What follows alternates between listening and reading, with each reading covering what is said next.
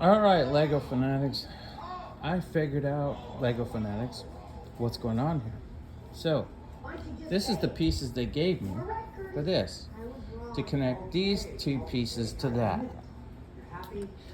Watch what I did. I actually took a 1x6 and did the same thing.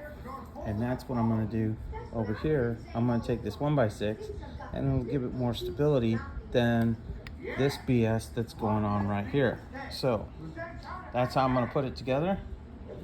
That's what it's going to look like underneath. And it'll make it a lot more sturdier because look, now I can pick this piece up and shake it and all that, and it's not coming apart like it was before when I only had the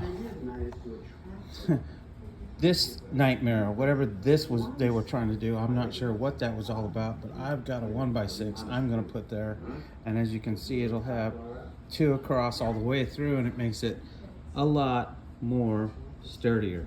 So like, subscribe, and share. Thank you.